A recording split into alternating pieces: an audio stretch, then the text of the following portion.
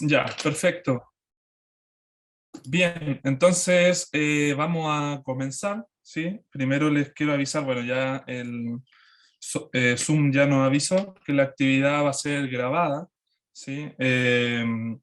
Hemos nosotros como equipo tomado la decisión, ¿sí? De respetar a aquellas personas que, si bien quieren intervenir y tienen deseos también de participar de la conversación, pero no así quedar en los registros que nosotros luego dejamos en nuestra plataforma de YouTube, ¿sí? Nos pueden avisar por interno para hacer ahí el recorte de edición del video, ¿cierto? Y sacar a quien no quisiera, ¿cierto?, formar parte del registro completo de la actividad, ¿ya? Para eso ustedes deben avisarnos. Bien, bueno, bienvenidos a todos y a todas. Me alegra mucho que estén aquí en nuestra segunda jornada de seminario permanente Justicia y Dignidad desde Gualmapu, ¿sí? Esta es una actividad que nosotros hemos venido organizando, principalmente la unidad de estudio del Centro de Investigación y Defensa Sur, CIDSUR, en el cual participamos varios de los que estamos aquí hoy en día conectados.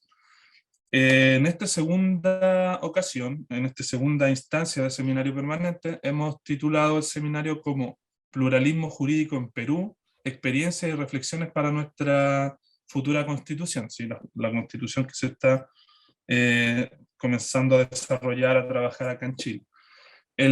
Solo para poner en contexto, el seminario permanente que nosotros estamos organizando surge debido al contexto que está viviendo nuestro país, ¿cierto? Con la Convención Constitucional, con la elaboración de esta nueva Carta Magna, ¿sí? Y de la que es parte activa nuestra compañera Natividad Yanquileo Pilquimán, ¿cierto? Abogada integrante también de CIDSUR. El objetivo de este seminario consiste en generar insumos y reflexiones, ¿cierto?, donde podamos encontrarnos con distintas personas y experiencias, ¿verdad?, de América Latina, ¿cierto?, en torno al proceso que nosotros estamos viviendo acá en este territorio en particular, ¿sí?, y ver cómo a través de las experiencias comparadas podemos generar insumos que nos permitan, ¿cierto?, enriquecer y nutrir también el trabajo que se está desarrollando en la convención. Para la jornada de hoy, ¿cierto?, tenemos eh, el privilegio, ¿sí?, de contar con dos invitados, un invitado o una invitada, ¿sí? En este caso son Santos Saavedra Vázquez, él es presidente de la Central Única Nacional de Rondas Campesinas, ¿sí?, una organización de autoprotección del campo y de las ciudades que surge en Perú y de la cual queremos, sí, que Santos pueda contarnos, ¿sí?, contextualizarnos con lo que ocurre allá en Perú relacionado, ¿cierto?, con el trabajo que están haciendo las rondas campesinas, la UNARC en Perú. Y por otro lado también nos acompaña Raquel Irigoyen Fajardo, ella es abogada peruana, que tiene un doctorado en Derecho, es máster también en Sistema Penal y Problemas Sociales por la Universidad de Barcelona, y se ha especializado en temas de derechos humanos, derechos indígenas, acceso a la justicia, pluralismo jurídico, género y derecho a la mujer, de la mujer. Y Raquel además constituye, ¿cierto?, te lo digo de manera muy personal también, una bibliografía obligatoria para quienes nos adentramos en temas de justicia en el continente latinoamericano, ¿sí? Recuerdo ahora un trabajo sobre los ciclos del constitucionalismo que ella ha trabajado y que son, ¿cierto?, fuentes muy importantes también para tener un panorama de lo que ha pasado en las constituciones a nivel continental en las últimas 5 o 4 décadas, ¿no?, si no es más. Así que ellos son nuestros invitados, y antes de darles la palabra a Santos y a Raquel para que nos cuenten la experiencia peruana, quiero saludar y darle la palabra a Natividad Yanquileo y le quiero pedir que ella nos cuente, ¿cierto?, cómo ve ella el proceso actual constitucional que estamos viviendo acá en el país y en Santiago en particular. Así que, Natalia, Natividad, perdón, te pediría que puedas ofrecernos, ¿cierto?, una breve textualización también de lo que está ocurriendo, que comencemos ya con esta actividad. Bueno, Eso. Marmari Lamien, buenas tardes a todas y a todos. Agradecer al Centro de Investigación y Defensa Sur por hacer estos seminarios y obviamente también a agradecer a Raquel y a Santos por acompañar en este momento tan importante que estamos viviendo en el país. Le quiero comentar porque los tiempos igual son bien pocos. Bueno, se encuentra abierto también el proceso para presentar iniciativas populares de normas, y en este caso populares indígenas, hasta el 6 de enero. Es un plazo que igual está todavía, se podría quizás modificar, por lo tanto podría ampliarse, pero por ahora está hasta el 6 de enero. Este seminario tiene una importancia trascendental para nosotros porque en mi caso particular me toca estar en la Comisión 6 sobre Sistema de Justicia, y estamos hablando sobre pluralismo jurídico, derecho propio y todo lo demás. Por lo tanto, en este sentido es súper importante un seminario de estas características. Asimismo, es muy importante considerar el contexto del tiempo, que es muy complejo, y la necesidad también de construir los 2/3 dentro de la Convención Constitucional. Recordar que se aprobó que las normas constitucionales deberían ser aprobadas por 2/3 de los convencionales que nos encontramos en este proceso, que esos son al menos 103 personas que debieran votar a favor de nuestras normas. Bueno, eso también hace pensar a muchos que existirá una constitución mínima con muchos mandatos legisladores, y es importante conocer, por supuesto, bien los límites que deben considerarse para evitar que en este desarrollo, digamos, se vulneren los derechos de los pueblos indígenas. Así que lo invitamos a participar, a estar muy pendientes de este proceso constituyente. Dado la información, también es necesario señalarles que se encuentra en chileconvención.cl. Las sesiones son transmitidas en vivo, las diferentes comisiones que están funcionando. Además de las 7 comisiones que son temáticas, existe la Comisión de Derechos de los Pueblos Indígenas, cuya sesión son los días lunes, para que también puedan tenerlo en consideración. Entonces, es la información que le puedo entregar rápidamente para también, obviamente, en honor al tiempo, poder escuchar las exposiciones de Santos y de Raquel. Y muchísimas gracias por permitir este espacio al Centro de Investigación y Defensa Sur, y agradecida de las y los compañeros que han hecho posible este seminario. Así que muchas gracias y buena jornada. Muchas gracias, Natividad. No sé si ya está con nosotros Santos Saavedra. Creo que está con dificultades para ingresar, pero he visto que está Doilit Cauper, que es también rondera. Ella estuvo en el Consejo Nacional de las Rondas Campesinas de la CUNAR, que acaba de cambiar. Así es que, si ustedes lo permiten, pediríamos a Doilit, que veo que está conectada, que ella nos pudiera compartir la experiencia de las rondas campesinas, ¿no? Que es una forma de organización de los pueblos originarios en el Perú, cómo pues están organizados, cómo administran justicia, las luchas que ellos tienen, y también ellos hicieron las rondas una propuesta para justamente fortalecer la jurisdicción indígena y los problemas que ahora tienen de criminalización por defender los territorios y administrar justicia. Así es que Doilit es una mujer rondera, así es que y ha sido parte, como digo, del CEN, del Consejo Ejecutivo Nacional de las Rondas Campesinas. Así es que, ya que vemos que no se ha podido conectar el presidente de la Central Única Nacional de Rondas Campesinas, entonces sugerimos e invitamos que Doilit pudiera compartirnos la experiencia, si les parece. Sí, por supuesto. Si Doilit puede compartir con nosotros, adelante. También se llama Vladimir. Nombre ruso. Doilit, ¿estás con el micrófono apagado? Buenos días, buenas tardes. Adelante. Buenas tardes con todos. Gracias por permitirme dar a conocer un poquito más sobre las rondas campesinas de Perú, en el Perú. Buenas tardes con todos. Me disculpo de antemano porque estoy justamente regresando a mi caserío después de estar unos días en Lima por el 6º congreso que hemos tenido para la elección del nuevo consejo consultivo de nuestra organización, que es la CUNAR, ¿no? Que asocia o conglomera a todas las rondas campesinas a nivel nacional en una organización que le denominamos la Central Única Nacional de Rondas Campesinas en el Perú.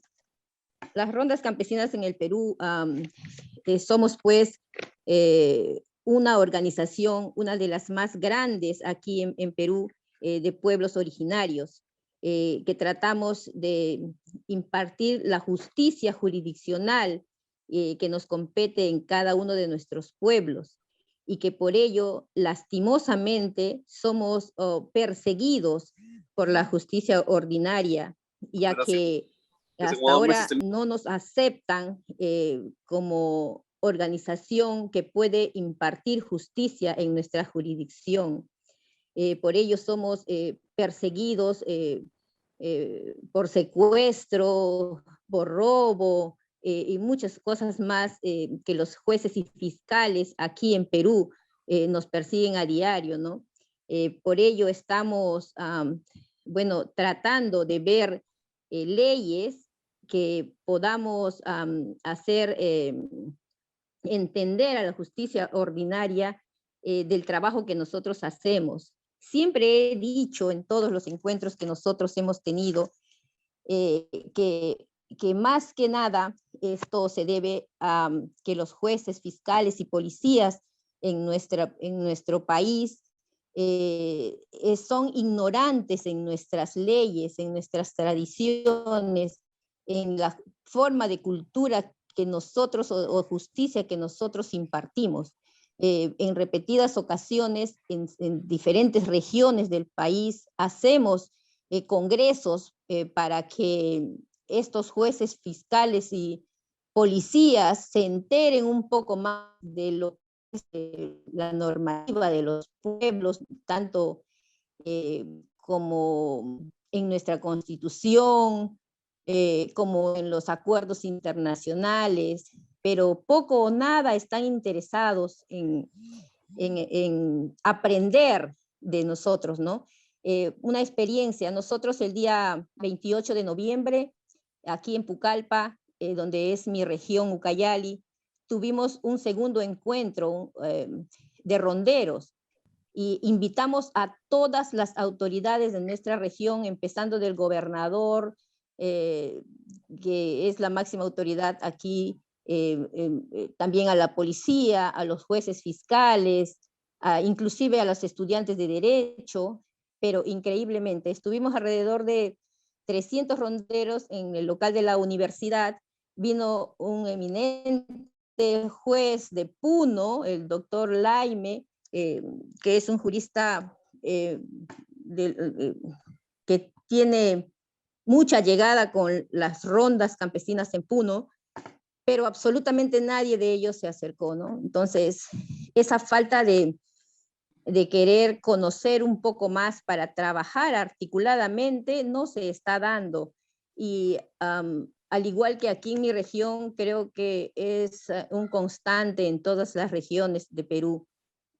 Entonces, nosotros estamos viendo por medio de las rondas campesinas y de la CUNAR y también con otros grupos originarios como el FENAP, el AIDC, la CCP, hemos estado juntándonos por varios tiempos, ya creo que por 2 años, para tratar de hacer una agenda legislativa de los pueblos al celebrar el bicentenario.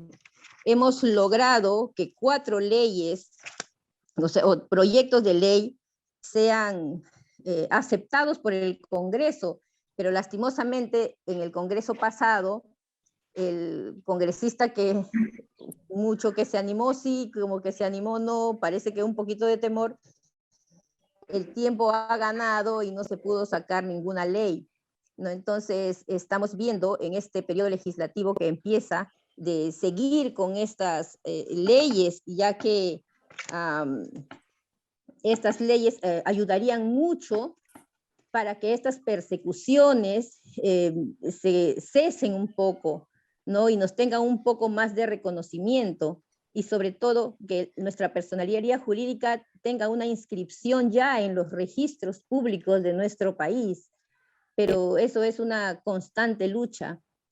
Ahora, también se ha visto que a raíz de nuestro nuevo presidente, que es un campesino rondero, ya la mayoría sabe, es una noticia internacional, lo que la derecha está haciendo para tratar de vacarlo. Justamente hoy en el Congreso se está tratando una moción de vacancia para el presidente, pero estamos tratando de sacar todas estas leyes que nos harían un poco más fuertes jurídicamente en nuestro país, ¿no? Ahora, porque la persecución a los ronderos es bastante. Creo que tenemos alrededor de 3.000 ronderos por uno u otro motivo judicializados.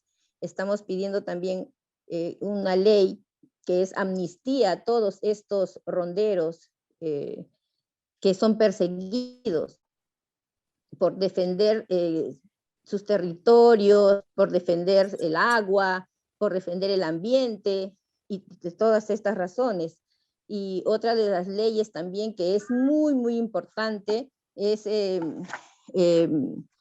proyecto de ley que es la propiedad de la tierra, entre otros, ¿no? La propiedad territorial de los pueblos, la titulación, ya que muchos de estos pueblos no están ni siquiera titulados y por ende el gobierno las vende. Aquí en mi región tenemos muchos casos de territorios que el mismo gobierno ha cedido a grandes empresas para que deforesten y pongan palmas, para que deforesten. Ahora están poniendo eucalipto, creo que por convenios de grandes empresas. Otra de las leyes que es muy importante es la que nosotros consideramos la ley de las coordinaciones interculturales. Creo que con este proyecto de ley, si sería aprobado inmediatamente, nos ahorraríamos muchos problemas porque aquí estamos solicitando aprender y coordinar las acciones dentro de lo que son las rondas campesinas, las comunidades indígenas con el gobierno, ¿no? Estaríamos poniendo pautas de cómo sería la coordinación para evitarnos todas estas persecuciones y poder, pues, lo que uno quiere es esto, trabajar coordinadamente para que así cese la delincuencia que se está viendo terriblemente. El día de ayer asesinaron a un comunero, a un rondero en un pueblo de aquí, y ahora se están viendo asesinatos y nadie hace nada. Entonces, por medio de la CUNAR y rondas campesinas que se está poniendo bastante fuerte, y en este último congreso que hemos tenido, se ha visto también tratar de infiltrar a personas y querer agarrar la cabeza de las rondas campesinas, porque ven que es una organización la más grande de Perú y que está teniendo un auge ahora. Estamos con más presencia en lo que es el gobierno. Ya el año pasado se han solicitado muchas audiencias con diferentes ministerios y que recién ahora se están dando. Me parece personalmente que es a raíz de toda la presencia que se está teniendo, porque en el Congreso de esta semana, del día 2, 3 y 4, han habido alrededor de 1.000 o 1.500 ronderos a nivel nacional que han venido de todo el país a elegir a las nuevas autoridades que van a regir, que van a estar a la cabeza de lo que son los ronderos a nivel nacional. No, esa es mi apreciación. No sé si Santos habrá podido entrar para que tenga un poco más de apertura en esto. Tal vez, perdóname, Doilit, que te interrumpa, pero para quienes no saben qué son las rondas, tal vez sería para terminar tu exposición, un poco que cuentes qué tipo de casos ven ustedes, cómo están organizados, ¿no? porque siempre se preguntan si solamente ven robos de gallina o también las rondas pues resuelven todo tipo de casos. Si podrías completar esa. Sí, bueno, nosotros las rondas campesinas de base estamos en casi todos los pueblos. Nuestra organización es de abajo para arriba. ¿Qué quiero decir con esto? Que los caseríos, tenemos bases ronderas, como su nombre explica, que somos un conjunto, una organización de personas dentro de nuestras comunidades que vemos la justicia, no solamente en rondar y ver quién se ha robado mi gallina, quién se, la vigeo se ha llevado, no. En las rondas campesinas ya se ven todo tipo de casos de violencias familiares con las mujeres, se ven casos de padres que no quieren hacerse cargo de sus hijos, se ven casos hasta de asesinatos, se ven casos de, por ejemplo, de viudas que no quieren ser reconocidas porque hay un caso que nos comentan mucho que se ha dado, por ejemplo, de un maestro que ha ido a una comunidad y convivió con sus leyes de la comunidad con una señora de la comunidad. Entonces, cuando esta señora enviudó, no le querían pagar su pensión de viudez. Entonces, porque no tenían un registro de matrimonio escrito, pero en las comunidades, en las costumbres, ahí no te casas si te ponen un escrito y dices, ya, mira, este es mi papel de escrito, pero sí sabemos quién está casado o quién convive con quién, el esposo, quién.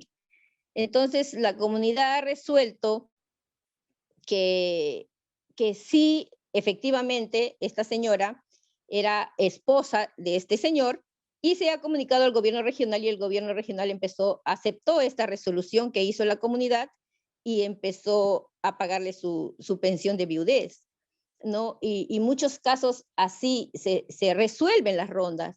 Entonces, uno de los proyectos que estamos pidiendo también es crear un libro donde se anoten todas estas resoluciones, por decir algo, de casos contundentes que las rondas campesinas puedan resolver en sus comunidades, ¿no?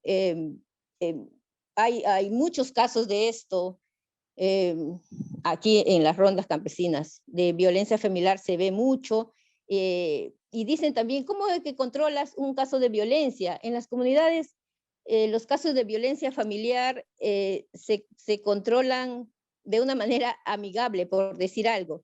Se ve a la persona que es agredida, denuncia entre las rondas, y van las rondas, hacen su investigación efectivamente, y se compromete el agresor a no seguir agrediendo. Y las rondas no quedan ahí, van de semana en semana a mirar cómo va el caso, que si sigue siendo agredido o algo así, ¿no? Entonces, es una justicia que sí resulta, porque es en tu comunidad, es como que personalizada y se hace un seguimiento.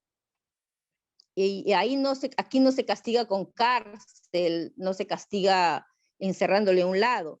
Si el delito amerita, lo que se hace es hacerle pasar por una cadena ronderil, a ir a hacer trabajos en las chacras para las personas agredidas, ese tipo de castigos se hacen, ¿no? Entonces, pues y es una justicia mucho más rápida, porque se resuelve inmediatamente. Aquí en la justicia ordinaria los casos tardan años de años y no se resuelven. Y mientras tanto la persona está encarcelada y el gobierno manteniéndole, ¿no? Entonces lo que nosotros impartimos justicia es una justicia más eficaz, más reivindicadora para todos. Eso es lo que somos en Rondas Campesinas. Gracias, Doylit. Muchas gracias, Doylit. Muy Interesante la intervención, sí, sobre todo esta noción de justicia, ¿no? Que se va creando, construyendo también en función del trabajo que hacen en la ronda. Y agradezco mucho también la posibilidad de que no hayas podido compartir, ¿cierto? Sabiendo que nuestro invitado inicial, Santos, no ha podido conectarse. Así que me parece que esto de improvisar de este modo me gusta mucho, así que gracias también a Raquel por ayudarnos con esto. Si les parece, Raquel, me gustaría darte la palabra a ti, ¿sí? Y luego de eso, entonces, ya abrimos un espacio de conversación, de intervenciones, ¿cierto? Que podamos hacer entre todas y todos. Así que, Raquel, te escuchamos. Bien, buenas tardes nuevamente. Agradezco esta invitación que me han hecho para compartir con ustedes de CITSUR estas experiencias de lucha, digamos, por el pluralismo jurídico igualitario, ¿no? Entonces les agradezco a Fabián y a todos los amigos. Agradezco también y saludo a la representante convencional que ha estado de la Convención Constituyente. Y creo que es muy importante ese esfuerzo que están haciendo de escuchar a las distintas experiencias para ver qué es lo mejor que pueden sacar y cómo garantizar un enfoque descolonizador del pluralismo jurídico. Saludo también aquí, veo a Esther Sánchez, quien pues es una maestra en estos temas para todos nosotros, y que creo que justamente ella aporta desde Colombia ese concepto del derecho propio, y es creo que el punto central que queremos trabajar aquí. Yo voy a permitirme compartirles aquí está, un PPT. Justamente quisiera hacer el enfoque desde el pluralismo jurídico igualitario. Sé que no tenemos muchos minutos, así es que voy a ir un poco a los aportes centrales. Entiendo que hay toda una discusión de cómo constitucionalizan en Chile el tema de los sistemas jurídicos indígenas. Yo he tenido la suerte de alguna manera de acompañar varios de estos procesos. En mi propio país, en el 93, tuvimos un proceso constituyente que fue bastante cerrado, la verdad, porque era después del autogolpe de Fujimori y querían ellos más bien introducir normas neoliberales para poder vender las tierras indígenas. Nosotros tenemos una ya larga tradición de más de 100 años, desde, bueno, se han cumplido 100 años el año pasado, desde 1920, se reconocen las comunidades, su existencia legal y sus tierras. Entonces, más bien como la Constitución en ese momento del Perú reconocía que las tierras indígenas eran inalienables, no se podían vender, embargar, etcétera. Más bien cuando entra Fujimori, ya da el golpe el 92, y de la mano pues del consenso de Washington querían más bien que la Constitución permitiera la venta de tierras indígenas. Se hace una constituyente con esa orientación de incorporar normas neoliberales. Sin embargo, ahí justamente tuvimos un encuentro de las rondas campesinas el 92 para hacer una propuesta de que se reconozca la justicia rondera, la justicia indígena y no sean perseguidos. Entonces logramos que entre un artículo que en un momento paró un poco la represión, pero en estos últimos meses, años, otra vez ha continuado, se ha fortalecido la represión de las rondas campesinas por la defensa justamente de sus territorios frente a las transnacionales, ¿no? Frente a los megaproyectos. Entonces, estamos con una lucha que viene por décadas, diríamos siglos, y también me ha tocado la suerte de acompañar el proceso de propuesta que hizo el Pacto de Unidad de Pueblos Indígenas en Bolivia, y también tuve la suerte de acompañar, de asesorar a la Comisión de Justicia Indígena en la Constitución de Bolivia. Entonces, un poco entiendo que siempre las preguntas que vienen en torno a esto es Uno, si se debe constitucionalizar o no, si no será un derecho especial y esto va a generar discriminación. También algunos se preguntan si debe ser por materia, solamente hablar de una materia, otra, o si debe haber, por ejemplo, un recurso para quienes no están de acuerdo con la justicia indígena, o si debe ser voluntario u obligatorio. Son preguntas que surgen en estos distintos procesos. Yo quisiera responder algunas de esas preguntas justamente a la luz de lo que hemos visto. Y recuerdo que en Bolivia hubo una gran discusión porque los sectores, sobre todo de derecha, digamos, no querían que se incluya nada sobre este tema, a pesar de que la Constitución del 94 de Bolivia ya había incluido la justicia indígena, pero querían limitarla mucho más. Y entonces ahí me parece una discusión muy importante y que yo la plantearía también para ustedes que tienen poco tiempo en lo que queda de la convención constituyente que están haciendo, es que ya hay unos avances del derecho internacional que son parte de las obligaciones que tiene Chile.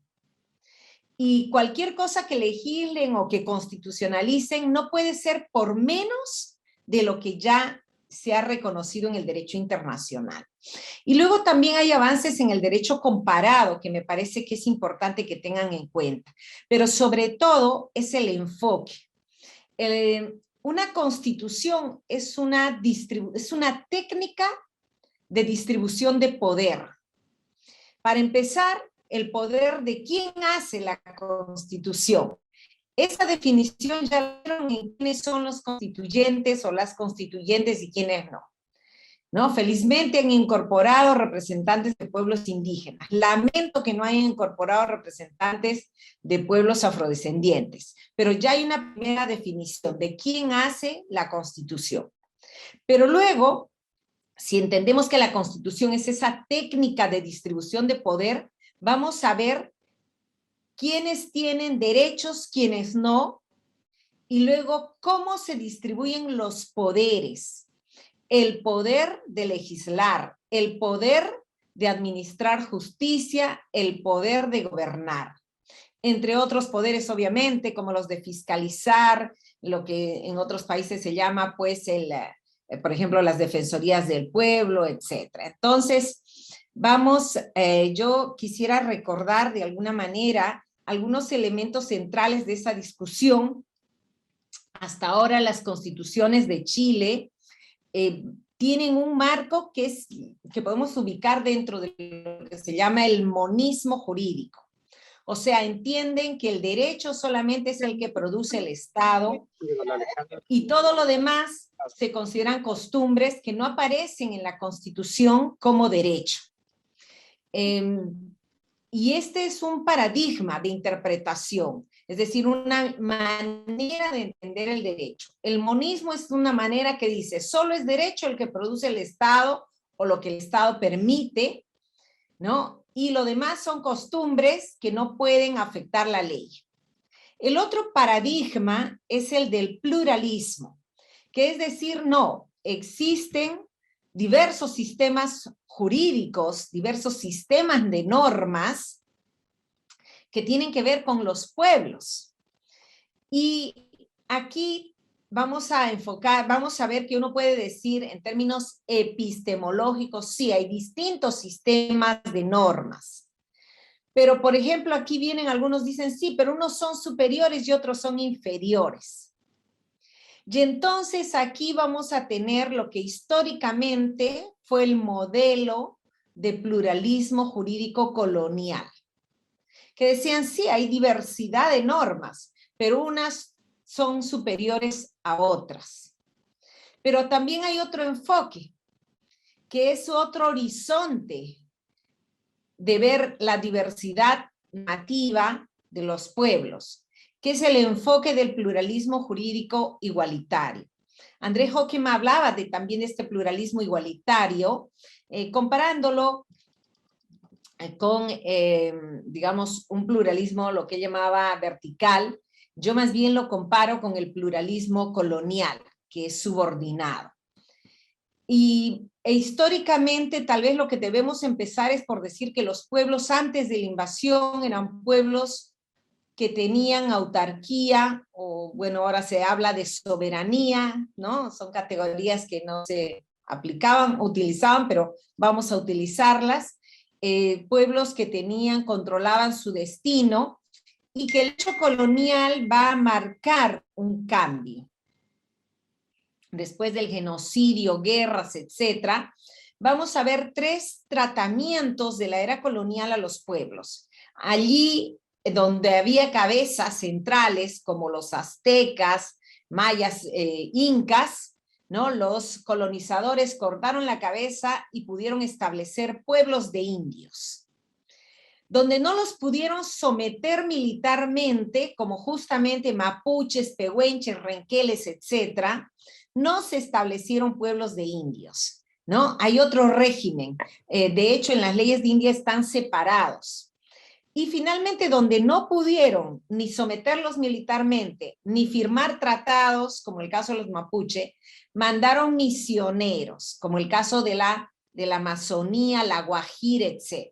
Obviamente luego estas técnicas de colonización se combinaron, pero podríamos decir, distinguirlas. Donde hubo pueblos de indios, por ejemplo, donde estaban antes los incas y quedaron descabezados, quedaron ya los antiguos curacas o caciques en Centroamérica, ahí se estableció un modelo de lo que se llama pluralismo subordinado o colonial. ¿Qué significaba eso? Que a la corona española le convenía que hubiera autoridades indígenas, ¿para qué? Para que organicen el trabajo en las minas, para que cuando en las minas les pagaban ahí les daban un pago a los indios, recojan luego los curacas o caciques ese pago y a su vez sean los pueblos de indios los que paguen el tributo. Y además que tengan autoridades para que organicen la evangelización. Entonces, en todo lo que ha sido Mesoamérica, lo que ahora es México, Guatemala y lo que es el mundo andino, ¿no? Lo que ahora serían los países de pues, Colombia, Ecuador, Bolivia, hubo pueblos de indios y la corona les reconoció sus autoridades, sus curacas o sus caciques, para que ellos sean las autoridades y administren justicia, porque era lo más práctico que había.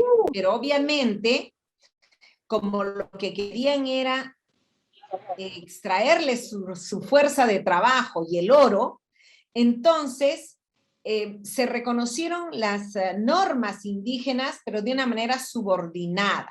Entonces, por ejemplo, esta ley de Carlos V de 1555 dice que se guarden las leyes que los indios tenían antiguamente, o sea, reconoce que antes los indios tenían leyes.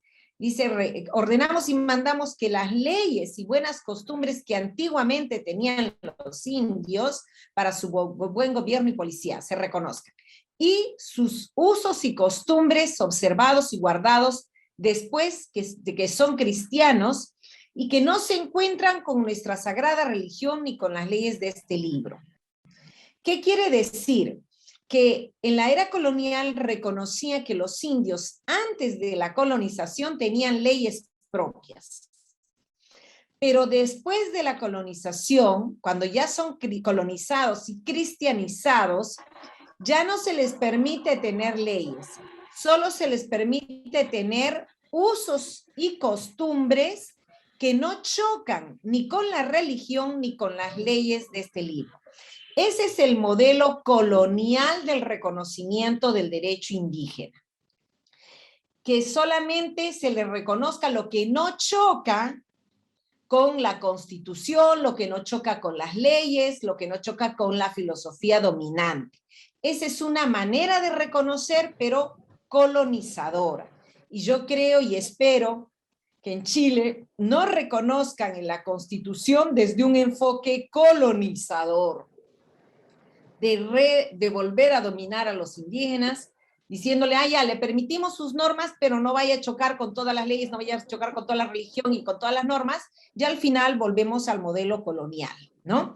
Igualmente, dentro de ese modelo colonial también se reconocía la justicia indígena en era colonial, se reconocía la jurisdicción criminal de los caciques, para casos en que no había pena grave. O sea, el reconocimiento del pluralismo colonial reconoció la jurisdicción criminal de los caciques en los indios de sus pueblos y no en casos donde había pena grave. Solamente entonces se reconocía competencia territorial dentro de pueblos de indios. Competencia personal de los caciques solo respecto de los indios de sus pueblos. Y competencia material, casos criminales donde no había pena grave y casos civiles de menor cuantía. Por ejemplo, los casos que eran de menos de 3 reales, ¿no? ¿En qué pasaba si un español entraba al pueblo de indios a violar, matar, etcétera? No lo podían tocar. ¿Por qué? Porque justamente al establecerse un sistema colonial, se crea toda una filosofía de la inferioridad natural de los indios, para que estén sometidos y controlados. Y se consideró y definió a los indios como rústicos, miserables, incapaces, menores. Y a los españoles como los hermanos mayores, como superiores. Entonces, así hicieran fechorías los españoles dentro de los territorios indígenas, no los podían ni tocar, porque el fundamento del reconocimiento de la jurisdicción indígena en era colonial no era porque los pueblos tenían o libre determinación, no. El fundamento era por una razón práctica para que los indios sirvan a controlar a los otros indios, pero no en casos graves. Esa jurisdicción estaba reservada para las audiencias, ¿no? Entonces, ¿qué queremos reconocer en Chile? Otra vez un modelo colonial que se ponga ahí que solamente es para casos pequeños. Si es así, la verdad no vale la pena. Tendría que ser un reconocimiento descolonizador, que esto sirva para reparar una injusticia histórica que se ha dado con los pueblos originarios y afrodescendientes. Bien, también era colonial, decíamos, había el modelo de la Araucanía, habían leyes especiales y se aplicaban las leyes de guerra, no tenían pueblos de indios ni mita ni encomienda, pero si cruzaban la frontera se aplicaba la ley de guerra. Ahora, yo quisiera, y de aquí, después de los procesos de independencia, ya pasamos a el modelo monista. Sin embargo, en Chile, como también pasó en Argentina hasta en mediados del siglo XIX, en Chile en 1823 se firma el Tratado de Tapigüe, ya en era republicana, fíjense. Y este tratado de Tapigüe es muy interesante porque parte en el Biobío y dice que si los araucanos cruzan el Biobío, van a ser juzgados por los chilenos. Y si los chilenos cruzan el Biobío, van a ser juzgados por los araucanos. Luego vino la guerra de la conquista de la Araucanía, del desierto, ¿no? Como se llamó, la pacificación, y que en realidad la pacificación de la Araucanía en Chile, la conquista del desierto en Argentina, y fueron guerras genocidas que desconocieron este tratado de Tapigüe. Y poco a poco más bien se instauró el monismo jurídico después de la Constitución de 1822 de Chile, que habla de civilizar a los indios. En Chile hay un silencio constitucional sobre los indígenas. Entonces, si ahora quieren volver a hablar sobre los indígenas, en la medida que hay presencia indígena en la constituyente, entonces que sea una presencia descolonizadora.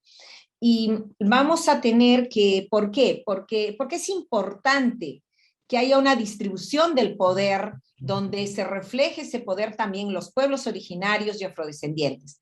Porque las constituciones, como en Chile y en otros países monistas, han negado esa pluralidad y en la práctica han proscrito la justicia, el derecho, las normas, los sistemas jurídicos indígenas, generando una represión. ¿Por qué? Porque se decía, solo el Poder Judicial puede administrar justicia. Entonces, no han permitido que los pueblos tengan su autoridad para autogobernarse, para definir lo que pasa en sus territorios.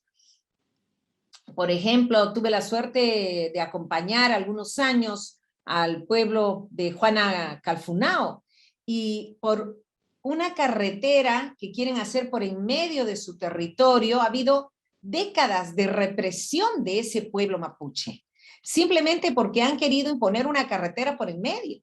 No han permitido que ese pueblo se autodetermine. Entonces, todo eso tiene que ver con la potestad de un pueblo de definir su destino, sus normas, su autoridad. Entonces, el modelo, digamos, de constituciones, el modelo monista, ha generado represión, clandestinización, persecución de las autoridades indígenas, de la definición de su vida, de sus normas y de su potestad para administrar justicia. El otro paradigma, que es más bien un horizonte antes que una norma realizada, hablamos del horizonte del pluralismo jurídico igualitario. Hay un contexto desde la crítica de los 500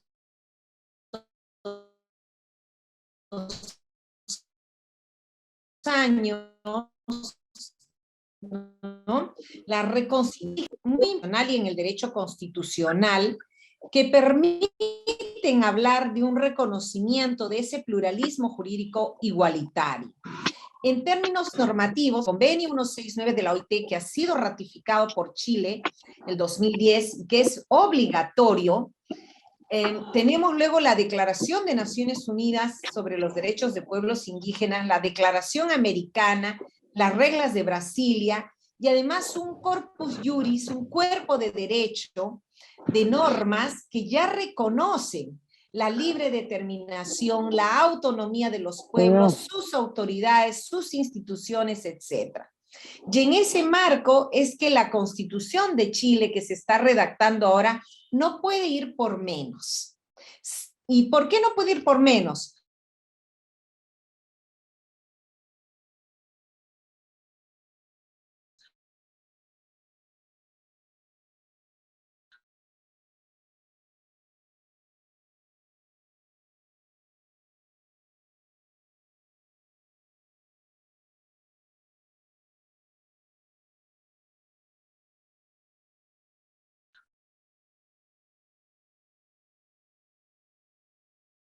En el convenio solamente de derecho consuetudinario, sus métodos de control de delitos, se habla de mantener, conservar las costumbres, a normas que ya van progresando porque ya hablan de sistema jurídico indígena la declaración, ¿no? Ya habla de jurisdicción indígena la declaración americana. Y vamos a entender cómo estas normas del derecho internacional comprenden y reconocen todos aquellos elementos que han sido materia de conflicto.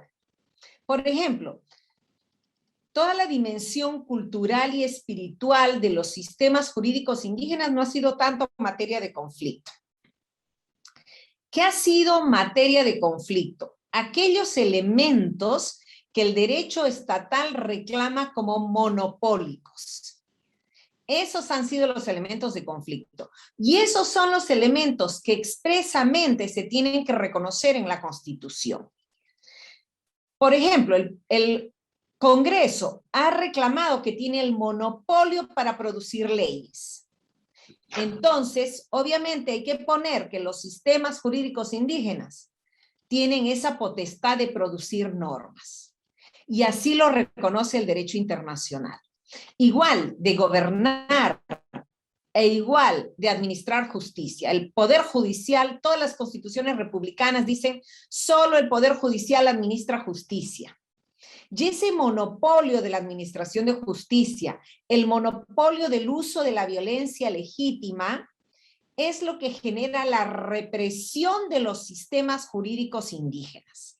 Y por eso es tan importante que ahora el derecho internacional reconozca los sistemas jurídicos indígenas, incluyendo sus sistemas de normas, de autoridades, sus estructuras institucionales y su jurisdicción propia. Entonces, ya ven, vamos a ver que las normas internacionales reconocen estos tres elementos. las normas, las instituciones y la jurisdicción indígena. Y mi sugerencia es que ahora ustedes justamente también lo incluyan de esa manera en la Constitución. De hecho, cuando se discutió esto en Chile, en Bolivia, ¿no? Decíamos, es tan importante que las constituciones reconozcan la preexistencia de los pueblos originarios y luego obviamente también la existencia de los pueblos afrodescendientes, que eso tiene que estar en los primeros artículos de la Constitución y reconocer ese pluralismo jurídico. Y de hecho en la Constitución de Bolivia lo pusieron en el artículo 1, ¿no? El reconocimiento del pluralismo cultural jurídico va en el artículo 1. Y reconocer la preexistencia de los pueblos. Bueno, en la Constitución de Argentina también pusieron esa preexistencia de los pueblos. Y mi recomendación es que no lo deriven a una ley, porque ahí es donde va a venir las restricciones. Entonces, ¿qué dice el derecho internacional? Vamos a ir viendo cómo, por ejemplo, el convenio 169 de la OIT hablaba de reconocer el derecho consuetudinario, hablaba de conservar las costumbres. Pero ya la Declaración de Naciones Unidas del 2007 ya no solamente habla de conservar las costumbres, ya utiliza un par de verbos más. Habla de promover y desarrollar, además de mantener sus propias costumbres, tradiciones, pero introduce también las propias normas. Y en el mismo sentido, la Declaración Americana sobre los Derechos de Pueblos Indígenas también utiliza los verbos de desarrollar y mantener y promover. ¿Por qué es importante? ¿Por qué son importantes estos verbos? Porque algunos piensan que hay que conservar lo que hay. Entonces, por ejemplo, tenemos sentencias como en el Perú, en Canadá, que dicen, bueno, en Canadá, por ejemplo, había unas sentencias que decía que ellos tienen derechos inherentes, como habla la Constitución del Canadá del 82, del 84, pero si dicen que quieren cambiar, ya no está reconocido. Por ejemplo, en Canadá los pueblos querían poner casinos, como en Estados Unidos, y decían, no, tienen derechos inherentes para conservar. Entonces, la caza, la pesca, esos son los derechos inherentes. Conservar lo que ya tienen, pero no innovar. Y en el Perú hay sentencias que dicen, en el caso de Andubiri, un líder indígena que lo metieron preso, dijeron, no, él ya no se considera indígena porque ya usa pantalón jean, ¿no? O usan computadora, usan celular, ya no son indígenas. Ya han ido a la universidad, ya no son indígenas. Entonces, solamente son indígenas los que conservan costumbres tradicionales. Así es que no es bueno ya utilizar esas palabras, tradiciones, etcétera, sino más bien estos verbos, el derecho de los pueblos a sus sistemas jurídicos y a tener sus propias normas, a producir sus propias normas, porque son derechos vivos que también van adecuándose y van adaptando y van asumiendo nuevas normas de acuerdo a las situaciones cambiantes y las necesidades sociales nuevas que puedan tener, ¿no? Entonces, ya el derecho internacional reconoce entonces no solo conservar o mantener, sino también el derecho de los pueblos de promover y desarrollar sus propias costumbres, tradiciones, normas, sus propias normas. En segundo lugar, el convenio hablaba, por ejemplo, de conservar las instituciones propias. Y aquí vemos cómo la declaración ya habla de conservar y reforzar sus propias instituciones jurídicas, o sea, sus autoridades y sus entramados institucionales, sus estructuras institucionales. Y esto es muy importante, ¿por qué? Porque los pueblos pueden tener distintos sistemas institucionales y a veces les exigen, dan leyes que dicen, no, tienen que tener junta directiva de esta manera y si no es de esa manera no les reconocemos. En el Perú pasa mucho que hay leyes de comunidades campesinas y nativas y si no han elegido sus autoridades de acuerdo a esa ley, no les quieren reconocer en los registros públicos, ¿no? Por eso es muy importante reconocer el propio sistema de autoridades y de estructuras que tienen los pueblos. Por ejemplo, las rondas campesinas, ellos tienen un nivel a nivel comunal o de caseríos, pero también tienen una estructura a nivel distrital, provincial, regional y hasta nacional. Ellos tienen encuentros nacionales y ahí resuelven casos graves, etcétera, o casos de dirigentes nacionales. Entonces, cada pueblo tiene derecho a su propia estructura institucional y a su propio nombre. Miren, en Ecuador hubo el año pasado todo este problema con el pueblo Cañar, porque le llamaron consorcio de justicia. ¿Y qué dijo la judicatura? Como consorcio de justicia no es justicia tradicional, no se les reconoce funciones de justicia, porque estaban usando un nombre que les parecía y un sistema de organización que no era tradicional, ¿no? Entonces aquí lo importante es ese derecho de conservar y reforzar sus propias instituciones jurídicas. Y luego, con relación a la jurisdicción indígena, el convenio 169 de la OIT hablaba del respeto de los métodos de control de delitos de sus miembros. Felizmente no decía solo casos leves o faltas, no, todo tipo de delitos. Aquí también vemos una evolución en el derecho internacional que ya habla del derecho, del reconocimiento del derecho y la jurisdicción indígena. Y la jurisdicción indígena abarca cualquier materia, ¿no? ¿Por qué decimos cualquier materia? Porque la clasificación de civil, penal, laboral, agrario, es una clasificación que viene del derecho occidental, es una taxonomía que viene de estos sistemas jurídicos. Entonces no se puede imponer a los pueblos indígenas una taxonomía que viene de otro sistema jurídico. Y por eso a mí me parece muy importante que ahora la declaración la declaración americana ya habla, ha avanzado un poco más y habla del respeto de los sistemas jurídicos indígenas. Miren, este es el artículo 22, inciso 2 de la Declaración Americana de los Derechos de los Pueblos Indígenas, y dice, derecho y jurisdicción indígena, ¿no? Los pueblos tienen derecho a promover, desarrollar, mantener sus estructuras institucionales, sus propias costumbres, espiritualidad, tradiciones, procedimientos, prácticas, y cuando existan costumbres o sistemas jurídicos de conformidad con el derecho internacional de los derechos humanos. No mete de conformidad con las leyes ni de conformidad con la Constitución, porque eso reduce el control. Y dice aquí, tienen derecho, el derecho y los sistemas jurídicos indígenas deben ser reconocidos y respetados por el orden jurídico nacional, regional e internacional. Entonces, si Chile quiere incorporar en su constitución algo, no pueden ir por menos que este estándar. El reconocimiento de los sistemas, y yo les sugeriría una formulación como esta, ¿no? En la Constitución, que el Estado reconoce, respeta, protege, promueve los sistemas jurídicos indígenas, que comprende su propio derecho, su jurisdicción indígena y sus propias estructuras institucionales, ¿no? Entonces, por ahí va el nivel del derecho internacional en este momento. No podríamos hacer una regulación, como digo, inferior, porque estaría ya vulnerando lo que ya se avanzó. Sin la Constitución, sin ninguna previsión constitucional en este momento, todo este corpus juris de derecho internacional ya rige en Chile. Esto se debería de aplicar en este momento. O sea, en este momento, si los pueblos indígenas resuelven algún problema, inclusive un caso de homicidio, pues se tiene que respetar eso, porque es muy claro que el convenio dice que se deberán respetar los métodos de control de delitos a los que recurren estos pueblos. Entonces, ahora, aquí hablaba de sus miembros.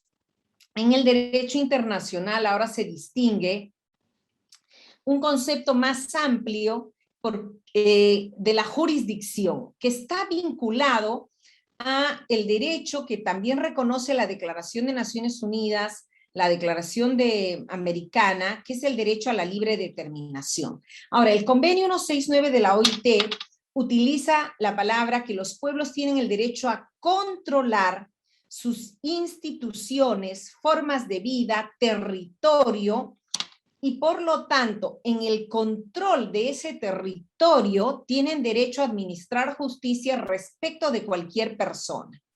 Por fuera de su territorio, ahí sí solamente podrían controlar a sus miembros, ¿no? pero no regresemos a esa idea colonial de que solamente pueden controlar a sus miembros dentro de su territorio. Ese es un modelo colonial que no se podía tocar a los españoles.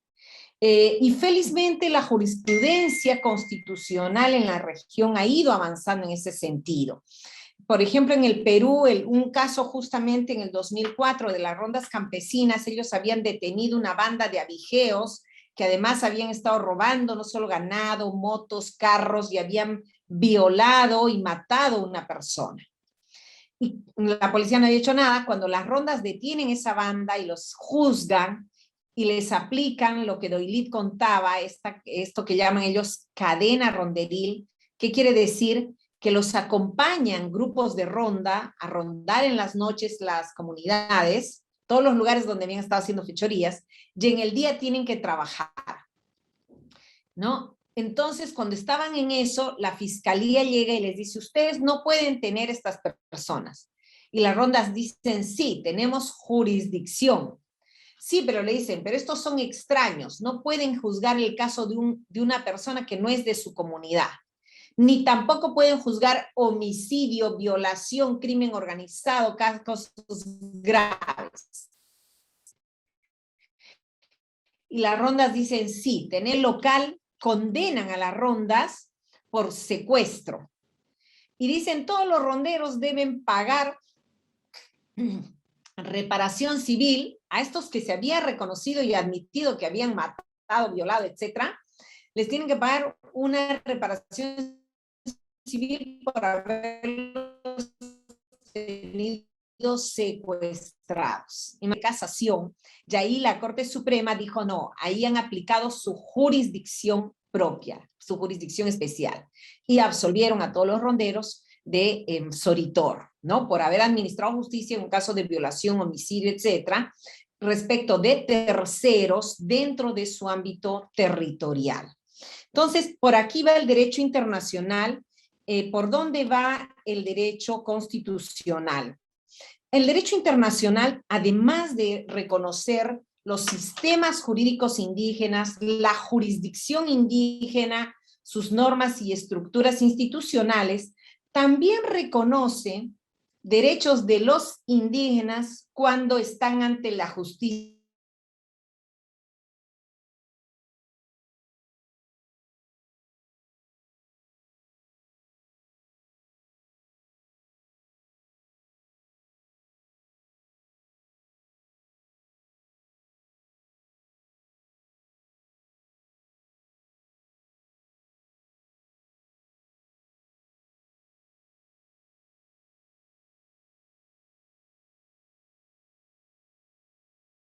cuando están reivindicando derechos, ¿no? Entonces, ya hay normas también en el derecho internacional que permiten reconocer los derechos especiales de los pueblos indígenas ante la justicia ordinaria. Y sí sería bueno consagrar, pues, que no en la Constitución misma, los efectos de esto, que si ya resolvieron un caso, pues no puede ser vuelto a ver por nadie, ¿no? O sea, se genera cosa juzgada, no se puede volver a juzgar, tampoco se debe criminalizar a las autoridades indígenas o sus miembros por administrar justicia o por defender sus derechos. Entonces, realmente no necesitan poner demasiadas cosas en la Constitución, pero sí lo central, ¿no? Que es el reconocimiento, respeto de los sistemas jurídicos indígenas con su propio sistema de normas, de instituciones y funciones jurisdiccionales, y que las decisiones que adopta la justicia indígena tienen que ser respetadas y acatadas por toda persona natural o jurídica, pública o privada, y que no puede haber persecución por la cultura o por la práctica de los sistemas jurídicos. ¿Qué más tenemos en el derecho internacional? La Corte Interamericana propiamente no ha visto hasta ahora un caso, no ha llegado un caso de jurisdicción indígena, pero sí otros temas que ha visto la justicia interamericana, y a raíz de esos otros casos ha dicho que se debe respetar el derecho consuetudinario de los pueblos indígenas y tribales, o sea, de los pueblos afrodescendientes también, como los Aramaca, y sus propios sistemas de familia, su derecho consuetudinario en materia de tierras, que debe ser respetado, en materia de consulta previa, y también los mecanismos que tienen para resolver conflictos, ¿no? Entonces, ya por lo menos hay esos avances también de la jurisdicción internacional, y por lo tanto, como comentábamos hace un rato, no se puede seguir imponiendo reglas respecto de su propio derecho, su tenencia de territorio, sus sistemas de familia, de herencias. Todo esto ya forma parte del derecho que en este momento el derecho internacional ya reconoce. A nivel constitucional, y me voy apurando, sé que me estoy pasando de los minutos, hay varias experiencias comparadas. Hay 4 ciclos ya de cambio en el derecho constitucional dentro de este horizonte que estamos llamando el horizonte del constitucionalismo pluralista. Recordemos que en el siglo XIX hay un horizonte del constitucionalismo liberal monista. En el siglo XX, la mayor parte de América Latina hubo un constitucionalismo social, a partir de la Constitución de Querétaro de México de 1917, que incorporó derechos sociales, y en muchos países reconoció también colectivos, comunidades indígenas, ejidos, etcétera, y derechos colectivos como tierras colectivas. Y luego ya tenemos en estos últimos 30, 40 años, lo que llamamos el constitucionalismo pluralista.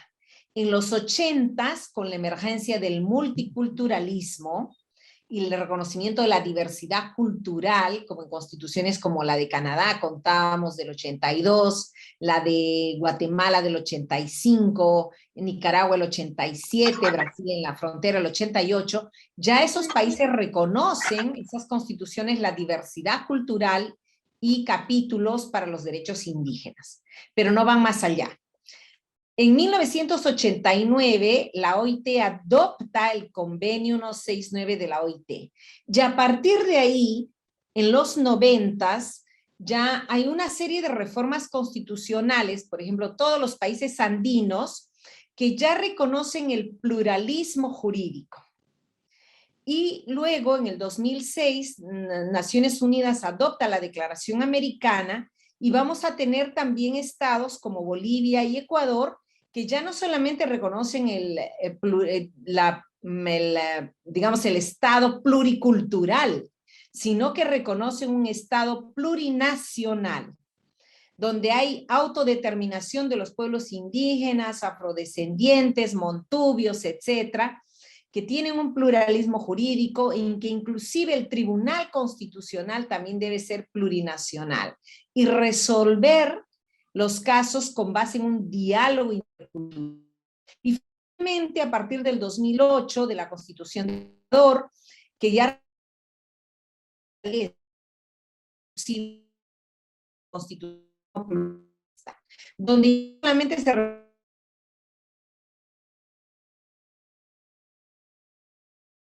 la diversidad de pueblos y sistemas jurídicos como ven, la existencia de diversas naciones como a inicios de este siglo, sino también se va a considerar que son sujetos de derechos la naturaleza, como en el último ciclo del constitucionalismo. Y entonces, para ya ir terminando, solamente les quería mostrar cómo estas constituciones de los 90s, ¿no?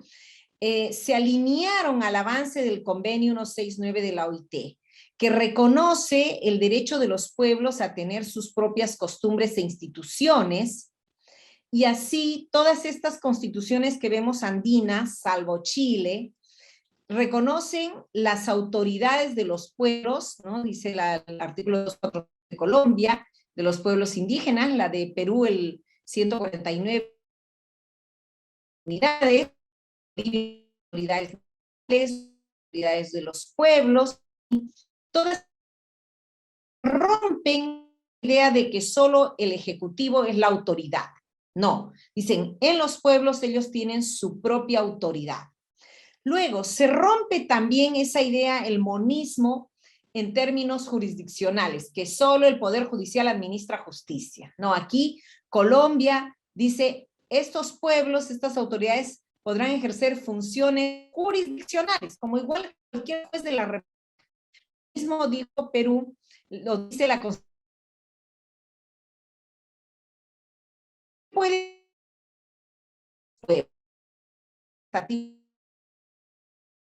escoge qué justicia va, no, es potestativo de los pueblos.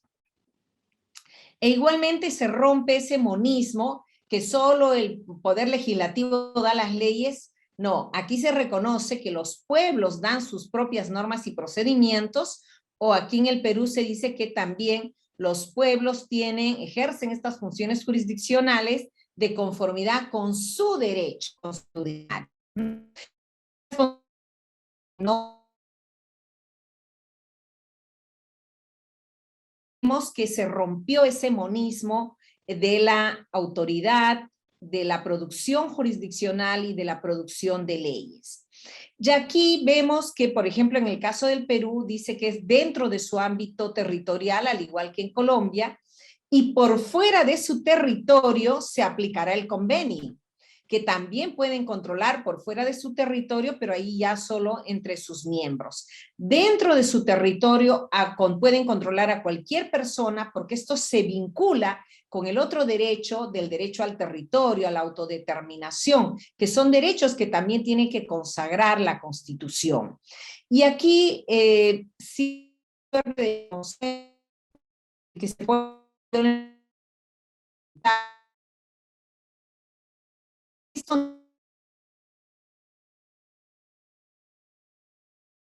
se han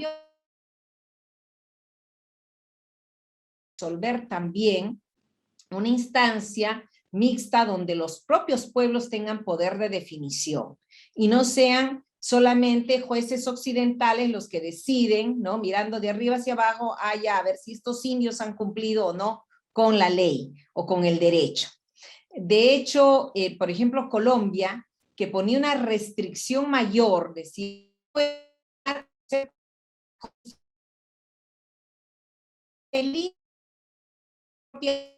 Colombia dijo un momentito, si el límite es no violar la Constitución y las leyes, no hemos reconocido nada, el pluralismo ya queda vacío. Entonces, en Colombia, la Corte dijo, solamente no se puede violar 4 cosas: su propia norma y procedimiento, no matar, no torturar y no esclavizar. Y esa fue una decisión muy sabia, porque si ponemos una norma parecida a esta en la Constitución, estamos quitando con una mano lo que reconocemos con la otra, ¿no?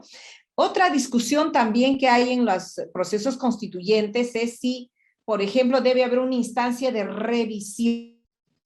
Yo creo que eso de pluralismo. Lo que resuelven los indígenas va a ser revisado, o como una fórmula que había en la Constitución de México, que va a ser homologado por los jueces. Estamos volviendo al modelo colonial. Entonces, no volvamos al modelo colonial. Lo que se decide a nivel de la jurisdicción indígena es cosa juzgada. Y solamente se podría cuestionar alguna decisión en la medida que viole derechos humanos graves, ¿no? Su propio debido proceso, por ejemplo, fue un proceso totalmente arbitrario, un abuso, o los han torturado, los han matado, o sea, y cosas así graves, pero no que no se vuelva una instancia de revisión de materias, ¿no? Y ya para ir terminando, tal vez, entonces yo creo que un pluralismo jurídico igualitario reconoce esa capacidad de los pueblos, no reconoce ciertas tradiciones, ciertas autoridades o ciertos procedimientos, no, lo que reconoce es la capacidad de los pueblos de darse sus normas, de ejercer funciones jurisdiccionales y de tener sus propias instituciones. Y esa capacidad es igual que la de cualquier juez. Tienen capacidad de nocio, de conocer, de juzgar, de aplicar sanciones, como decía Doilit, ahí, por ejemplo, en un caso de familia, si el hombre no quiere alimentar a sus hijos, van cuando está cosechando y retiran lo que ha sembrado, su cosecha, para darle al hijo, ¿no? Entonces, eso no es un delito de apropiación ilícita, eso es justicia, y esa es la autoridad que tienen las instituciones indígenas.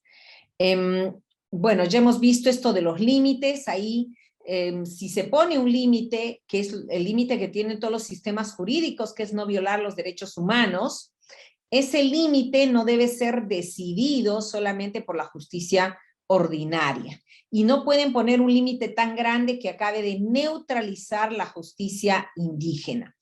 Luego ya en leyes de desarrollo vemos en Perú, por ejemplo, hay una norma muy buena que dice el Código Procesal Penal, que la jurisdicción penal ordinaria no es competente para conocer justamente de los hechos previstos en la Constitución. Es bueno que este tipo de normas sí estén en la Constitución, o sea, seguridades para la justicia indígena, ¿no? Que no se criminalice a la justicia indígena, que la justicia ordinaria no interfiera, que se acate las decisiones, ese tipo de seguros sí conviene que se ponga en la Constitución. Y aquí termino con lo que dicen las constituciones de Ecuador y Bolivia, que avanzaron en el sentido de poner, por ejemplo, el respeto, de que se acate, que se prohíbe el nebis in idem, la repetición, y en el caso de Bolivia, por ejemplo, también que toda autoridad o persona acatará las decisiones de la jurisdicción indígena. Ese tipo de elementos sí está bien. Lo que estuvo pésimo en el caso de Bolivia, fue un cambio que hicieron en el acuerdo de Oruro, porque al principio tenía una buena formulación, pero después le añadieron, lamentablemente, que habrá una ley de deslinde para determinar las materias. Eso sí, no les recomiendo de ninguna manera, porque eso ha generado que en el caso de Bolivia hay una ley de materias y han dejado vacía la jurisdicción indígena, ¿no? O sea, realmente esa vía no es buena. Lo que sí es interesante y vale la pena es que hay un Tribunal Constitucional Plurinacional que en el diseño constitucional de Bolivia tenía que ser mixto y con representantes indígenas. Pero al final lamentablemente hicieron una ley que de los 7 magistrados solo 2 son indígenas y no los nombran los pueblos sino ellos mismos, es decir, postulan individuos, ¿no? Ahora, lo que sí es bueno de la Constitución de Bolivia es el principio del pluralismo jurídico que está en el artículo 1, la igual jerarquía, el principio de pluralismo jurídico igualitario, ¿no? El principio de interculturalidad, son elementos que sí son importantes, y luego la obligación del acatamiento de las decisiones de la jurisdicción indígena, ¿no?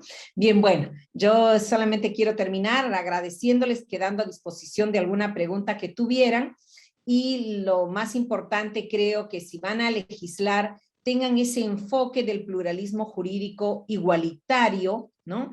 Que reconoce estas potestades de los pueblos dentro de su ámbito territorial respecto de cualquier persona y materia. No se debe poner límite a las personas y materias porque está vinculado ese derecho al territorio, a la autodeterminación, a controlar su vida.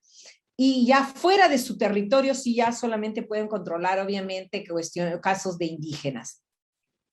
Y no poner como límite que en la Constitución, las leyes y todo lo demás, máximo no violar los derechos humanos como cualquier sistema jurídico, y esto inclusive restringirlo a no violar sus propias normas y torturar o algunos elementos así, pero no tampoco poner nada de revisión o que esto se revisará, homologará, etcétera, porque eso va a generar un sistema subordinado de la justicia indígena, ¿no? Como digo, hay varias experiencias que ya podemos contar ahora con ustedes de repente en las preguntas. Hay mucha resistencia cultural al pluralismo, inclusive en estados que han reconocido el pluralismo jurídico, luego hay grandes retrocesos, como en el caso de Perú, Ecuador, Bolivia, etcétera. Pero también hay algunos avances. Doylid les contaba uno, aquí hay otro. Esta era una familia indígena, Eva Cárdenas, una señora indígena casada con un profesor bilingüe, y cuando él fallece, efectivamente no le quieren pagar su pensión de viudez. Finalmente ella tuvo que litigar y el juzgado constitucional dijo que se debe reconocer las decisiones de la justicia indígena como cualquier sentencia de un juez de la República, ¿no?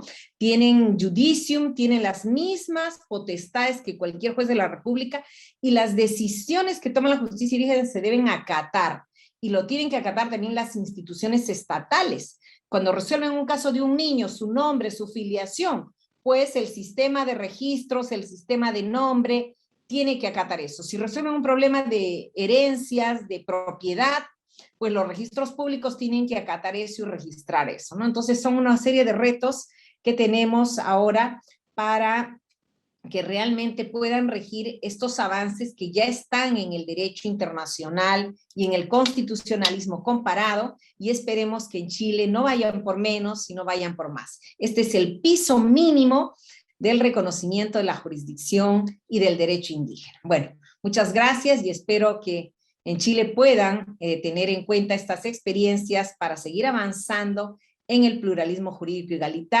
igualitario sobre la base de la igual dignidad de pueblos y culturas. Bien, muchas gracias. No voy a dejar de compartir. Bien, muchas gracias Raquel por tu presentación, por las recomendaciones también que nos deja a nosotros, recomendaciones muy iluminadoras también. A propósito, ¿no?, de lo que nos dice el derecho internacional y la experiencia comparada. Así que personalmente y en nombre también del equipo de la unidad de estudio de CIDSUR te doy las gracias por tu presentación. Bueno, ahora, ¿cierto?, como les prometí al inicio, voy a abrir un espacio de preguntas, ¿sí?, para que podamos conversar con Raquel, para que podamos establecer ahí algunas preguntas, reflexiones, ¿cierto?, a propósito también de lo que ella nos viene contando. Bueno, y no solo ella, sino que también Doylit. No sé si todavía estará Doylit acá.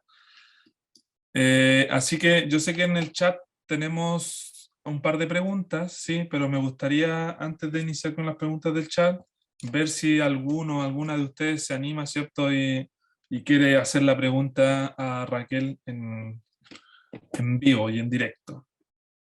Si no, pasamos a las preguntas del chat. Ahí veo a Christopher que ha levantado la mano. Ya, eso. Adelante.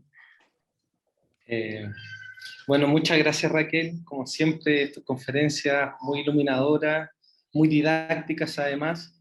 Yo te voy a plantear algunas preguntas, muy pensando en cómo se está desarrollando la conversación acá y los ciertos tópicos que van apareciendo, muchos de los cuales ya has tratado, pero pensando un poco en el aterrizaje y las eventuales soluciones.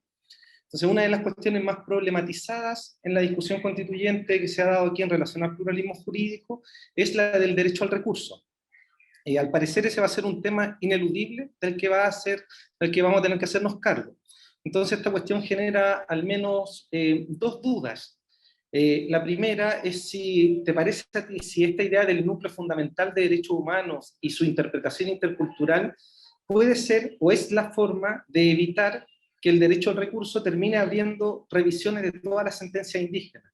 Es decir, limitar esa eventual revisión de normas solamente a este núcleo fundamental de derechos humanos, más o menos en la línea que lo ha definido el Tribunal Constitucional colombiano, y además agregar esta necesidad de la interpretación intercultural, si te parece una suficiente garantía para evitar esta revisión eterna, digamos, y la desustancialización al final del derecho a la administración de justicia de los pueblos.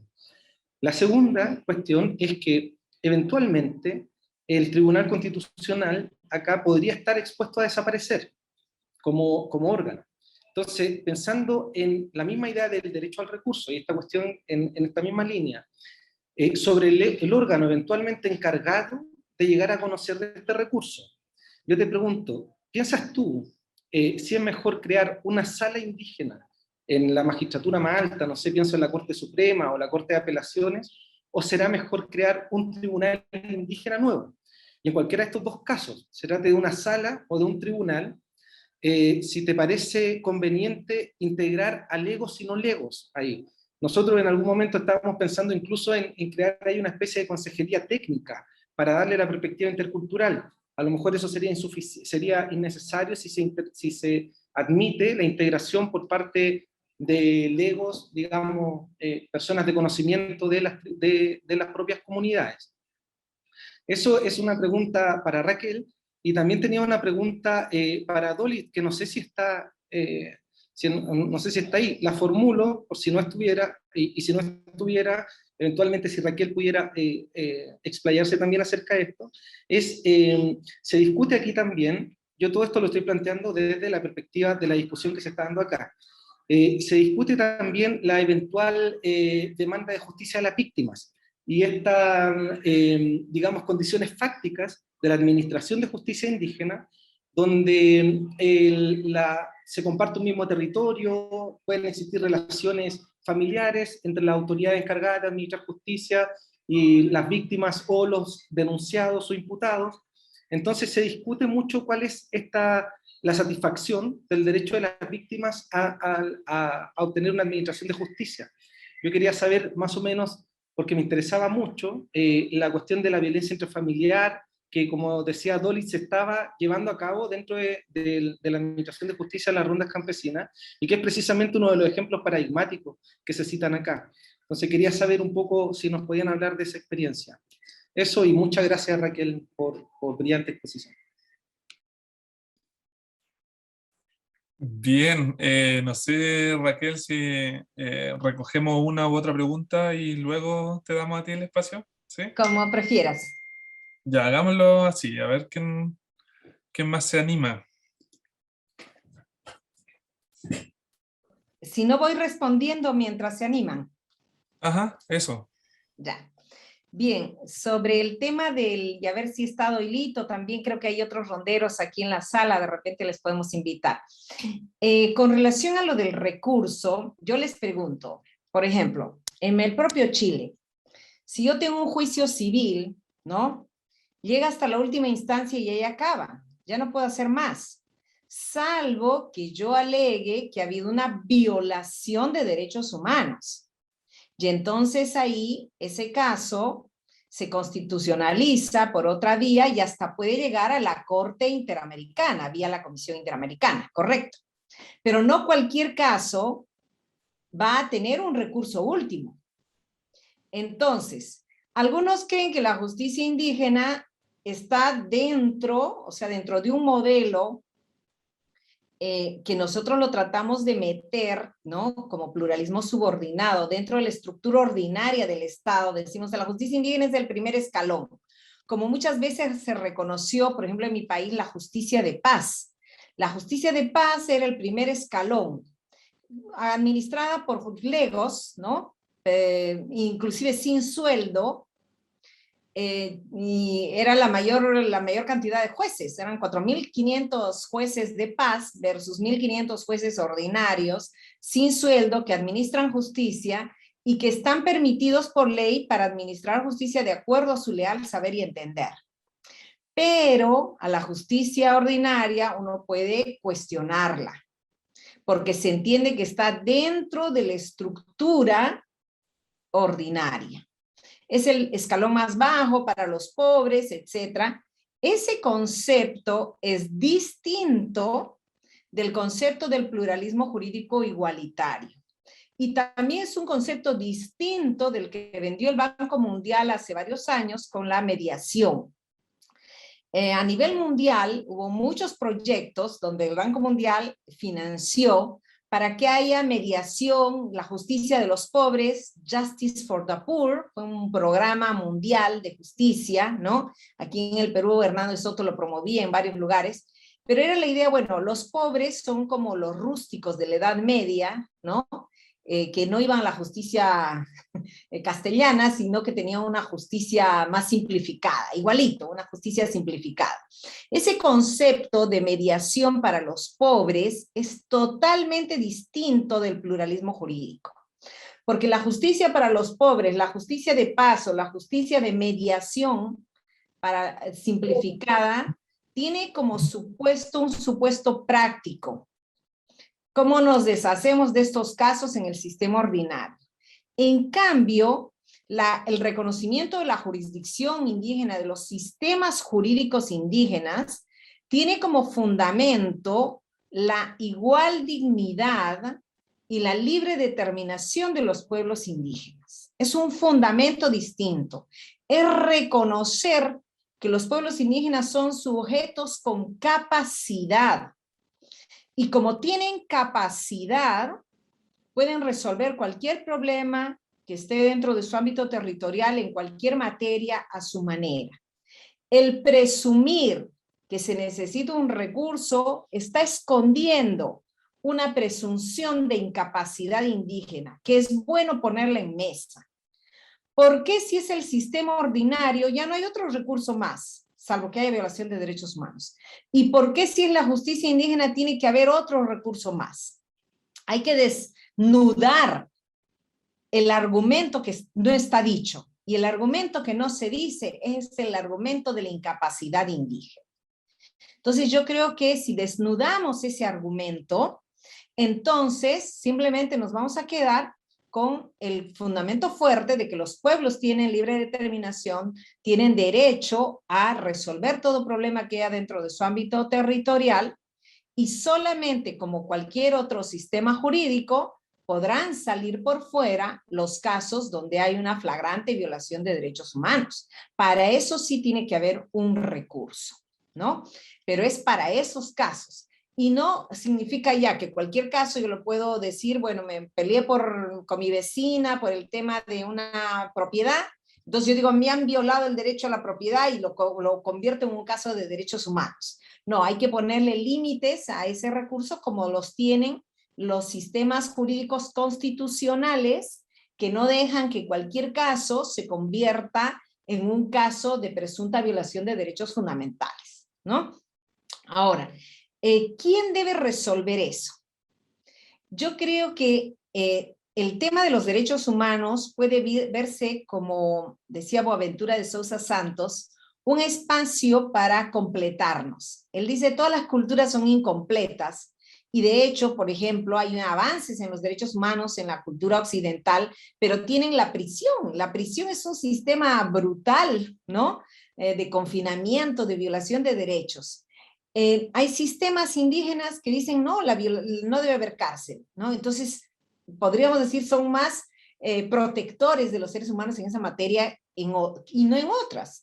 Entonces, yo sí creo que es importante que haya la posibilidad de ese diálogo intercultural, en primer lugar, para definir los derechos humanos, y en ese sentido, la definición de los derechos humanos se va a dar en parte cuando definan cuáles son los derechos que hay en la Constitución, ¿no? Y las experiencias últimas de las últimas constituciones vemos cómo el aporte indígena ha permitido reconocer, pues, la Pachamama, los derechos de la naturaleza, etcétera.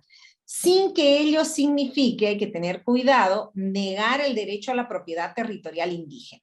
O sea, entre paréntesis, les advierto que hay algunos lugares, los ambientalistas dicen, sí, derechos de la naturaleza, pero lo protege el Estado, y es una manera de quitarle el derecho de propiedad territorial indígena. O sea, hay que tener ojo con eso, ¿no?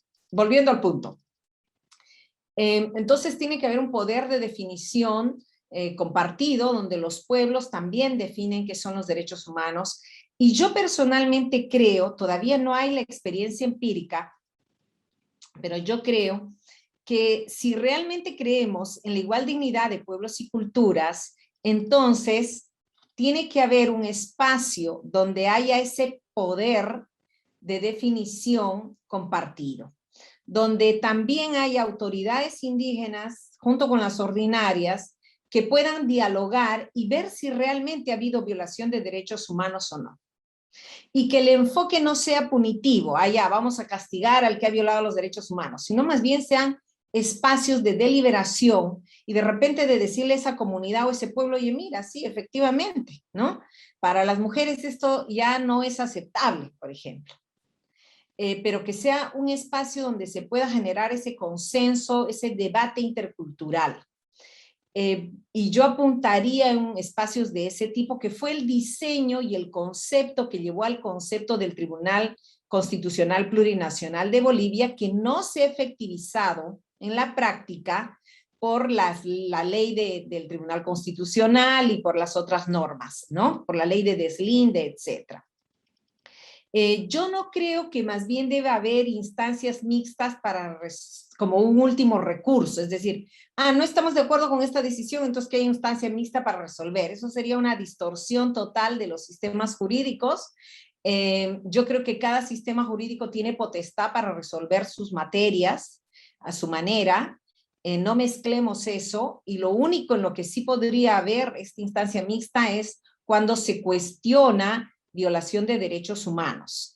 En la medida que los pueblos han dicho queremos ser de este Estado, un Estado plurinacional, queremos participar en el Estado, nos comprometemos con estos derechos, entonces también al comprometerse participan en un mecanismo donde se diga, sí, aquí ha habido un abuso de poder y hay que controlarlo. Pero hay que reflexionar si realmente ha habido un abuso, una violación de derechos humanos o simplemente hay una comprensión distinta, ¿no? Yo ahí paso al otro tema, el tema de las mujeres. Aquí hay algunas ronderas en la sala, así que ojalá que puedan responder.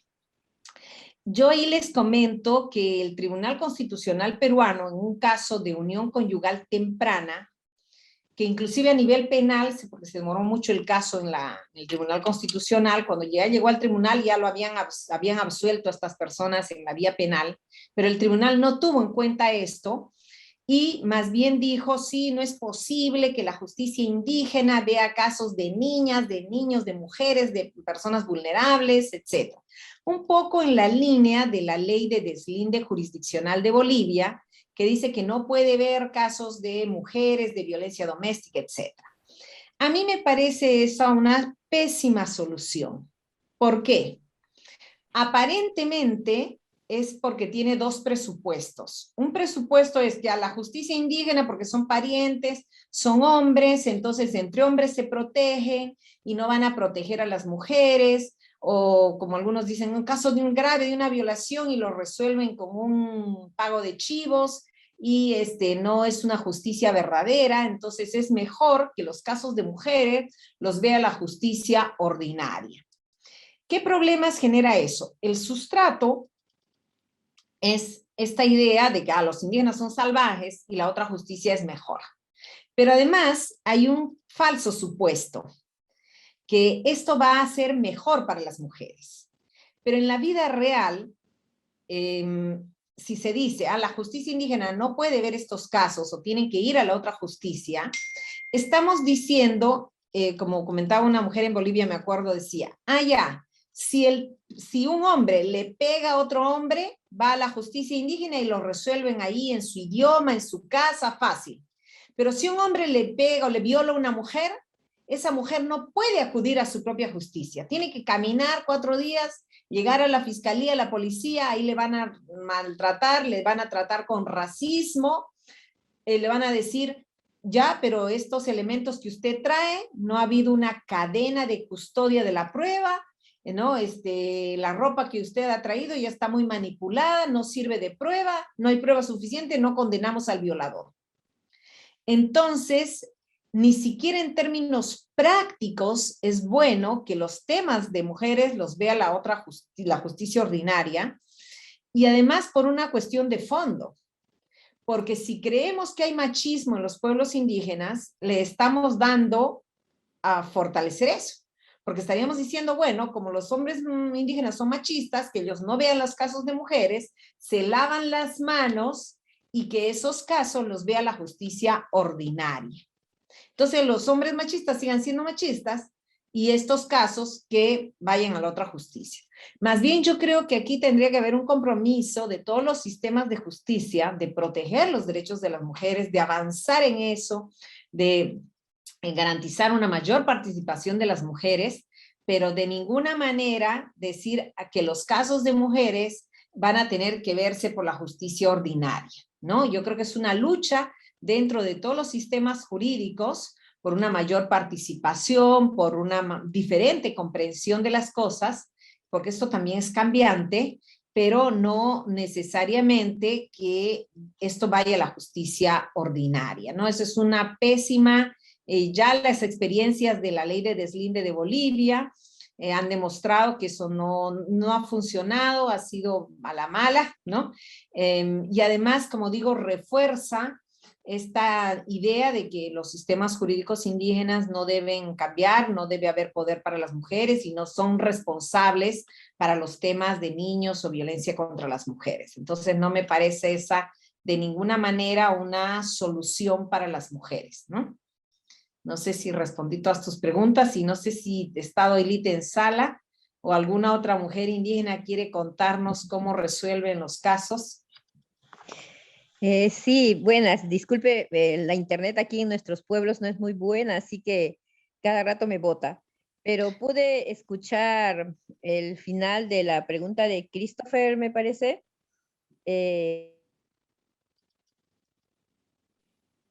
Sí.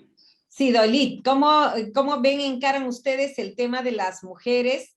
Y también él decía, ¿qué pasa si son parientes, no? Si podría responder eso, no sé si estás oyendo.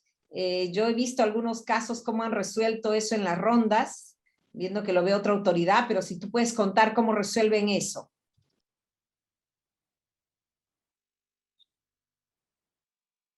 Uy, no le veo el micrófono a Doilit. Doilit, ¿nos escuchaste?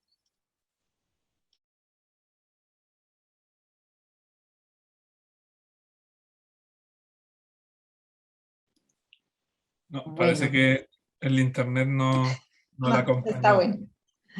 Sí. Bien, cuando se vuelva a conectar, si no seguimos. Sí, yo quería tomar dos preguntas que aparecen en el chat, Raquel, y me parece que en honor al tiempo ya estaríamos en condiciones de cerrar, ¿sí?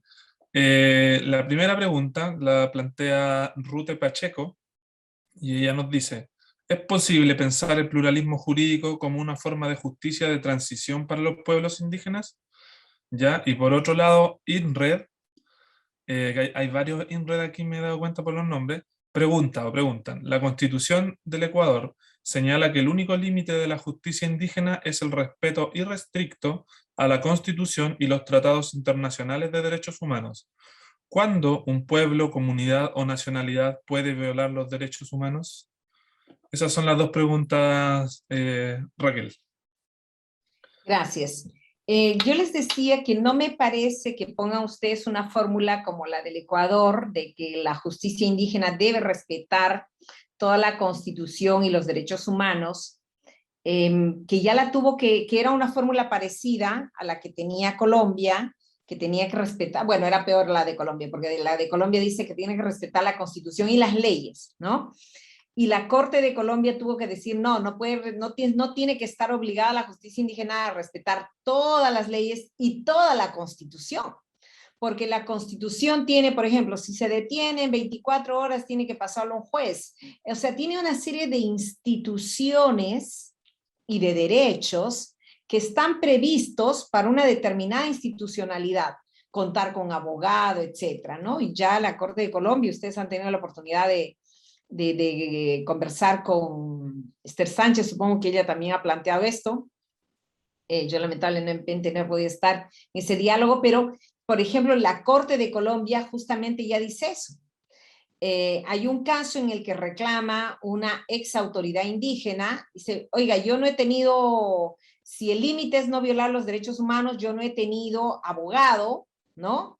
No he tenido defensor y además querían violarme, hacerme tortura aplicándome fuetes, látigo, ¿no?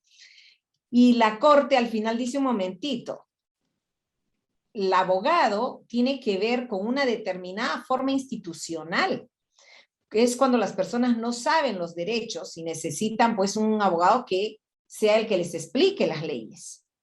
Pero en otro tipo de sistemas hay otro tipo de defensa. Entonces dicen, bueno, aquí ¿quién es el que le defiende? Porque acá todos conocen de alguna manera sus normas, ¿no? Bueno, unos más que otros, la verdad. Pero ¿quién es el que les defiende? Ah, el pariente, el padrino, porque en estos sistemas si les dan una sanción, todos los parientes tienen que pagar. Entonces, el pariente es el más interesado en resolver, en que se haga justicia. Entonces, ahí en ese caso, ven, ¿estuvo o no estuvo presente aquel que le defiende a esta persona dentro de su propio sistema? Sí. Ah, ya, entonces no es necesario que esté un abogado, ¿no? Ni además un abogado tendría sentido en estos sistemas jurídicos porque los abogados no conocen el derecho indígena. Entonces no tiene sentido la garantía de la presencia de un abogado aquí. Por lo tanto, yo no recomiendo que digan que se tiene que respetar toda la Constitución o todos los derechos constitucionales y todos los derechos humanos inclusive. ¿Por qué? Porque hay una serie de derechos que tienen que ver con una determinada estructura institucional que no es la que hay en los pueblos. Y con relación al otro tema, entonces sí pueden violar los derechos humanos porque les dicen, usted ha detenido sin cumplir con el abogado, ¿no? Usted ha incautado bienes, o sea, le sacan una serie de temas que es ejercicio de su potestad, pero que no ha cumplido con la orden. Me está mandando un mensaje, Doylip, dice que tiene dificultades para volver a entrar, pero dice que sí, cada vez hay más mujeres más activas protegiendo los derechos. Por ejemplo, en los pueblos, las mujeres ronderas participan, son autoridades, siempre están vigilantes de los agresores, y bueno, ellos tienen en las rondas también la justicia femenina y la masculina. ¿Por qué? Porque, por ejemplo, si una mujer comete la falta, es el grupo de mujeres la que le acompaña en la ronda, no son los hombres. Y nunca hay un castigo que apliquen los hombres a las mujeres.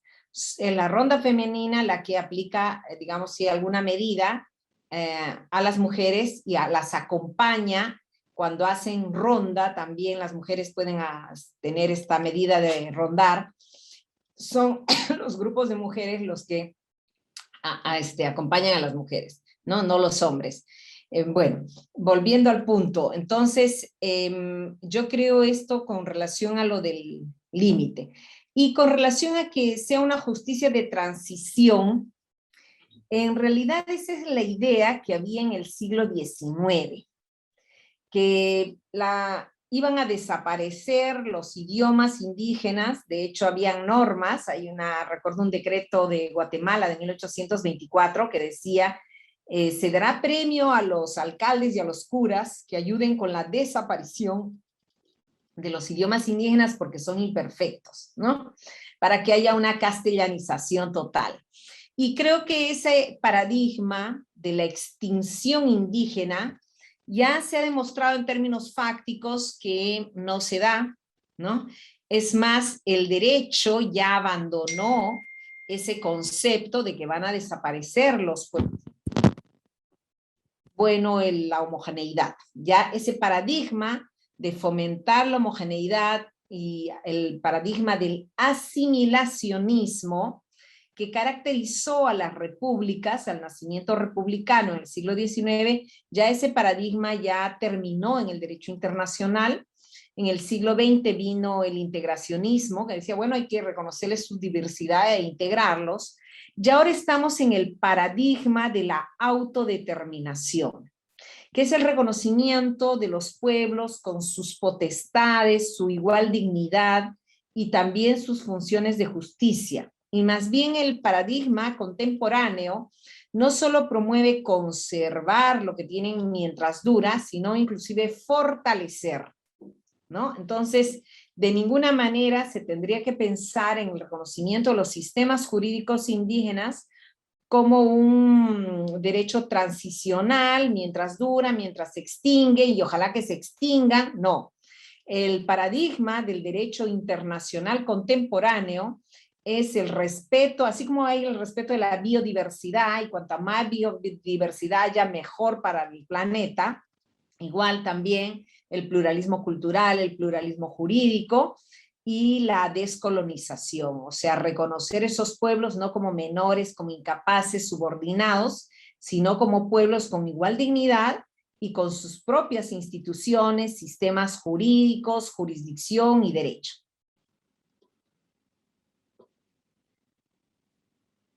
Bien, no sé si tenemos otra pregunta o ya estamos, creo, fuera de la hora.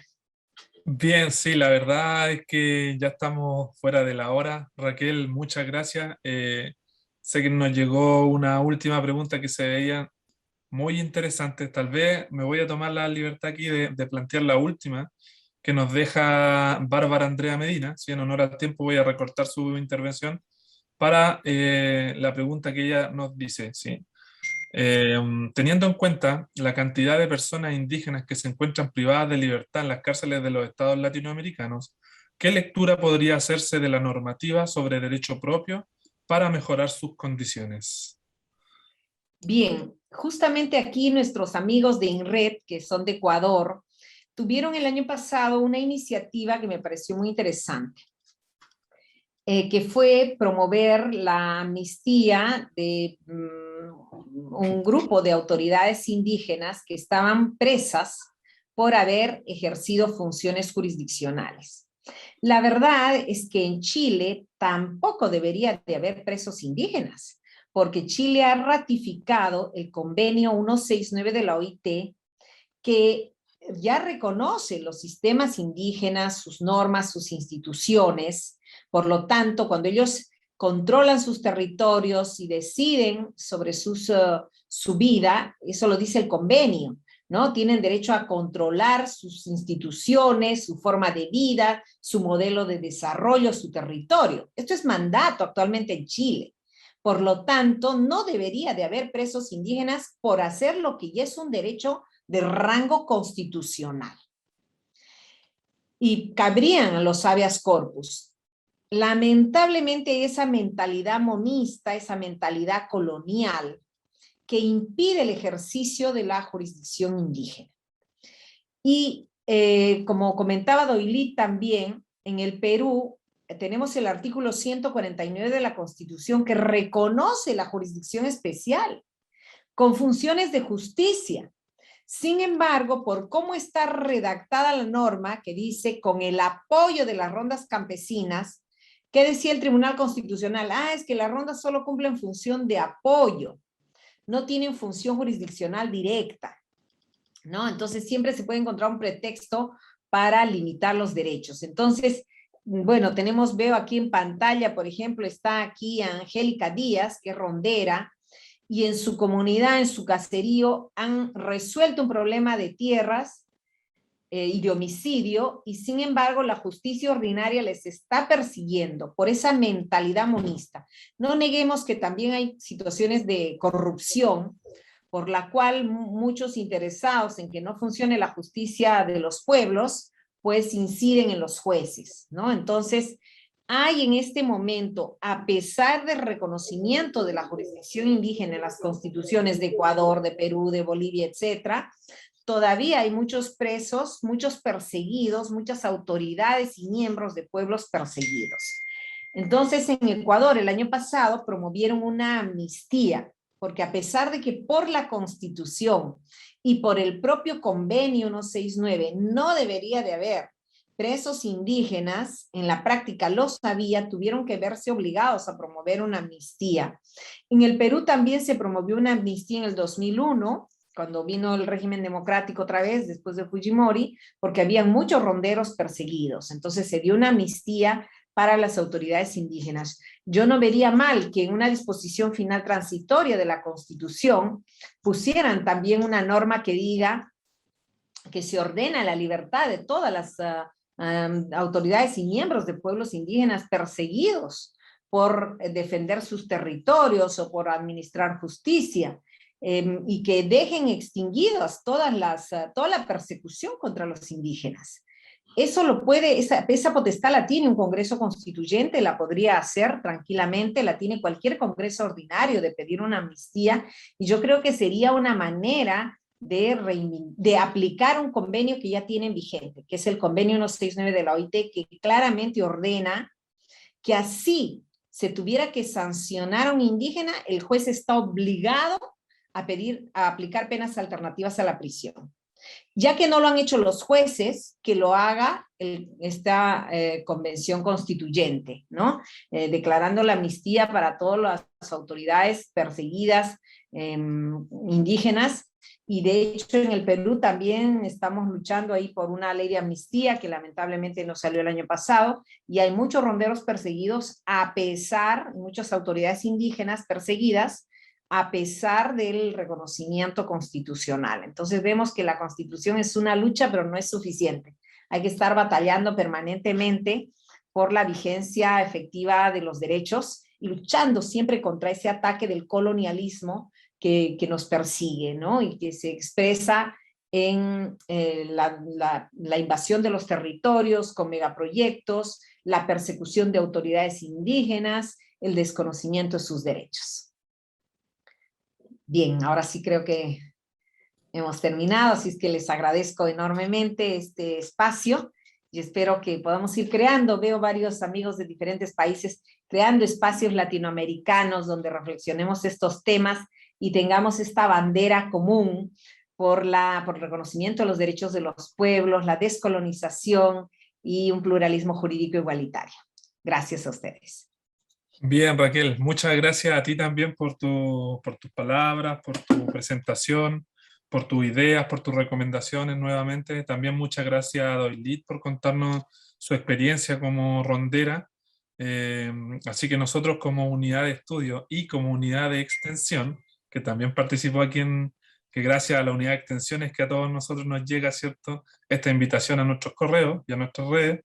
Les queremos agradecer a cada una y a cada uno de ustedes por su participación. Así que muchas gracias, nos vamos muy contentos y contentas.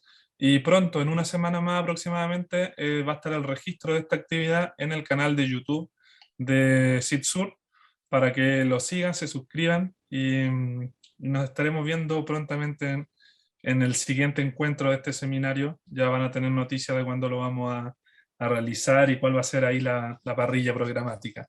Raquel, Doylit, nuevamente muchas gracias y nos vemos. Gracias a ustedes y esperamos una excelente constitución, porque cuando un país avanza, eso ayuda a avanzar a los demás. Es como el primer ciclista que ayuda a avanzar a los demás con ese aire. Y cuando retroceden, todos los demás retrocedemos. Así es que les deseamos éxito en su tarea. Chao. Muchas y felicitaciones gracias. a la convencional que estaba. Adiós, muchas gracias, Raquel. Gracias. Gracias. Ay, nos haremos una foto. Ah, ya. A ver si ponen sus cámaras, por favor. Eso, ya. Pongan sus cámaras todas, todo y hacemos una foto. Voy Eso. a tomar una de acá, a ver. ¿Ya? Bien. A ver otra. Ya, perfecto. Bueno, gracias, hasta luego. Adiós. Hasta luego, muchas gracias. Gracias, Raquel. Gracias. Un Hasta abrazo. luego. Gracias. Gracias. Gracias a ustedes. Chao. Chao.